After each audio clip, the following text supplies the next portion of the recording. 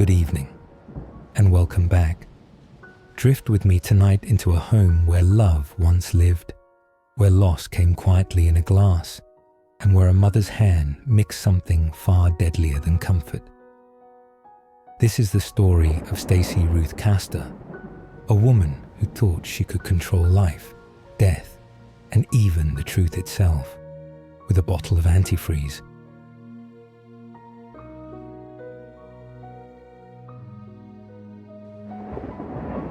Stacey was born in 1967 in the small town of Weedsport, New York. Nothing about her early life predicted the darkness that would follow. She was an ordinary girl, intelligent and determined, who grew into a woman who wanted stability, admiration, and control.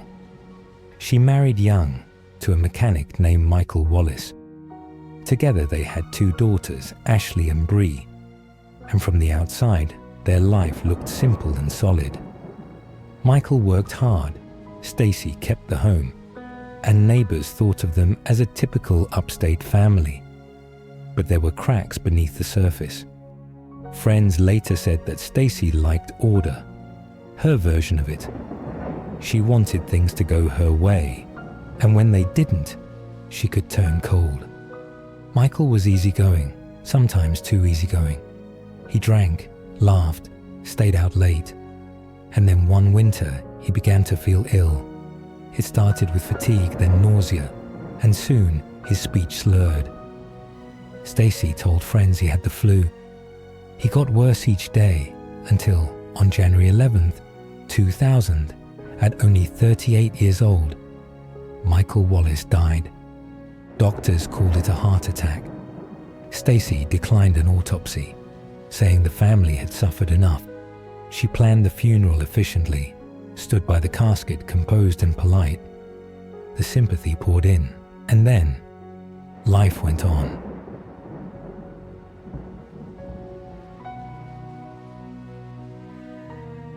Within months she moved on too, emotionally and practically. She began seeing a man named David Castor, the owner of an air conditioning business.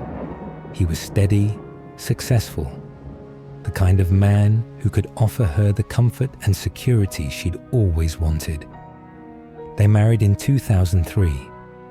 Stacey kept the books for his company. She managed the office, wrote the checks, and soon managed almost everything else. David adored her, trusted her completely. They lived in a comfortable home outside Syracuse. Her daughters spent weekends there, and for a while, life looked picture perfect again. Then, on August 22nd, 2005, a call came into the 911 dispatcher in Onondaga County. It was Stacey. Her voice was shaky, the words coming too fast. She said her husband had locked himself in their bedroom after a fight and wouldn't answer her. Police arrived and broke down the door. David Castor was lying across the bed, motionless. On the nightstand sat a half-empty glass filled with a bright green liquid. A bottle of antifreeze lay beside it. Stacey told police he had been depressed, that he must have taken his own life. She said he'd been grieving his father's recent death and worried about his business. She wept in front of officers, but her tears stopped as quickly as they came. The coroner found lethal amounts of ethylene glycol, the main ingredient in antifreeze, in David's system.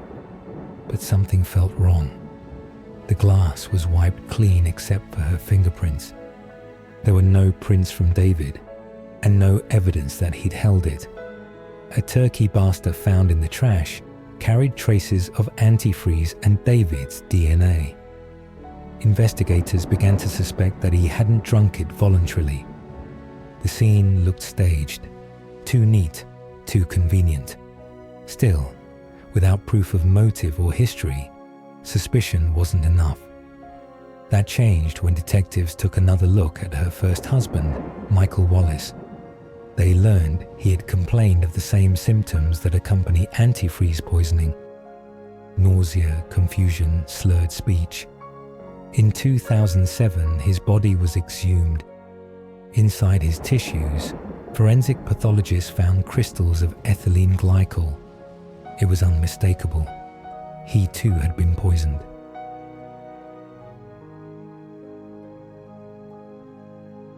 Two husbands, 5 years apart, both dying slow, painful deaths that mimicked the flu. Both insured, both leaving their estates to Stacey. Investigators realized they were dealing with a pattern. They began surveillance, wiretaps, careful interviews. They approached Stacey's older daughter, Ashley, now 20, to talk about her father's death. She seemed trusting, cooperative, unaware of what was forming around her mother. Then, in August 2007, something chilling happened. Stacey invited Ashley to spend a day together.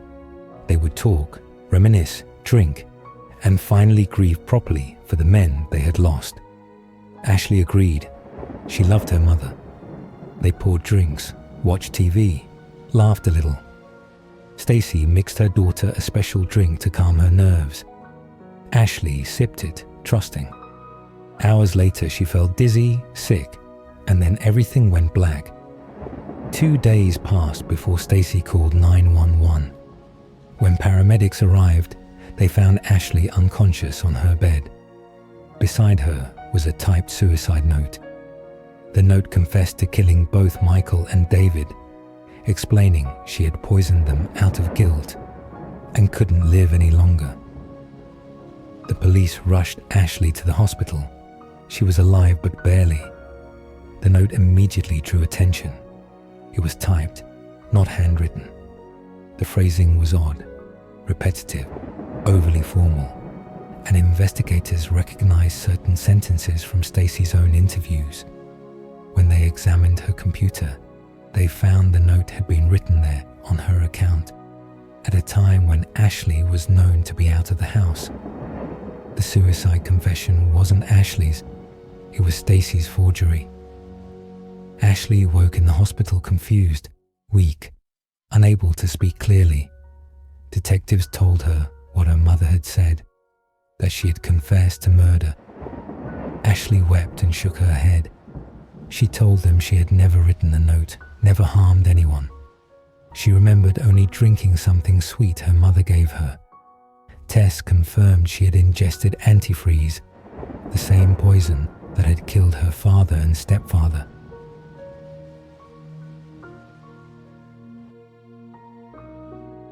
When confronted, Stacey stuck to her story. She insisted Ashley must have done it. She claimed she had found the note on the computer, that her daughter had typed it herself. But the evidence was overwhelming. The computer timestamps, the fingerprints, the chemical traces, the identical phrasing between Stacey's interviews and the note. On September 7th, 2007, police arrested Stacey Castor for murder, attempted murder, and forgery. Reporters swarmed as she was led away. The woman who had played the grieving widow twice over was now the center of one of New York's most shocking homicide cases.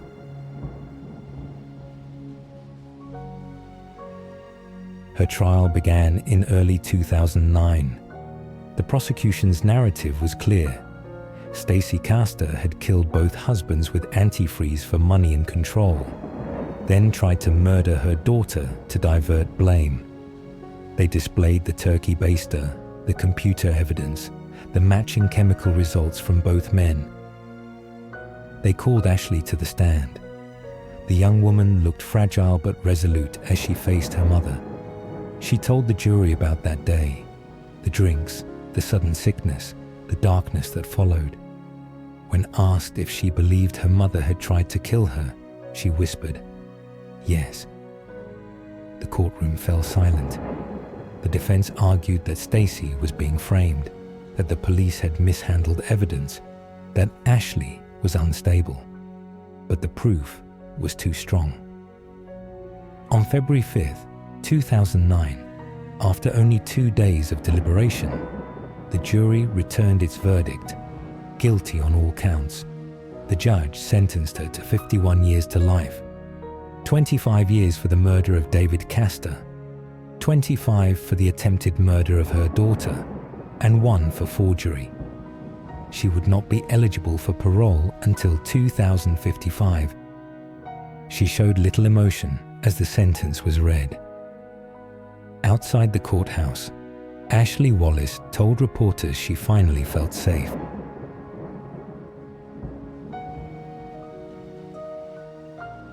In prison, Stacey maintained her innocence. She gave interviews to television networks, claiming detectives had twisted her words and turned her own family against her. She said the real killers had never been found, but she never explained why her fingerprints were on the turkey baster, why her computer contained the suicide note, or how 2 men in her life had died the same agonizing way. Her daughters visited her only once. Ashley said it was not closure she wanted, but understanding, and she never got it. Bree stayed silent, preferring to let the story end where it had to. Stacey's notoriety grew quietly. Documentaries, podcasts, late-night talk segments. She became another entry in the long, dark ledger of women who kill. On June 11, 2016, guards found her unresponsive in her cell at Bedford Hills Correctional Facility. She had died of a heart attack at 48 years old. Some called it justice, others irony. For Ashley, it was simply an ending. "People ask if I forgive her," she said later. "I can't forgive something she never admitted."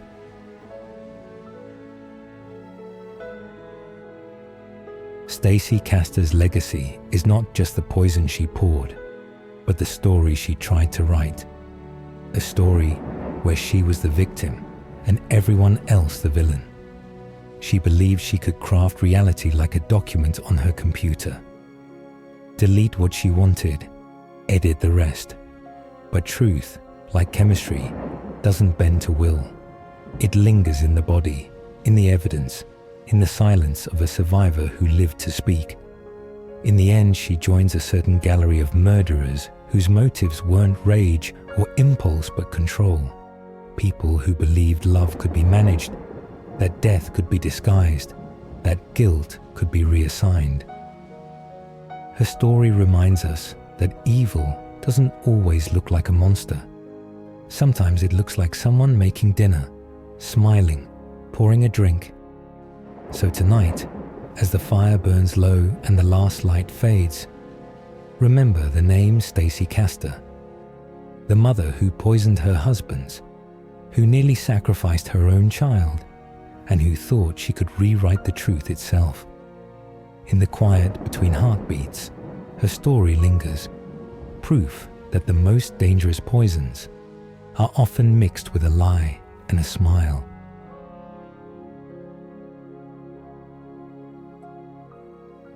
Thanks for listening.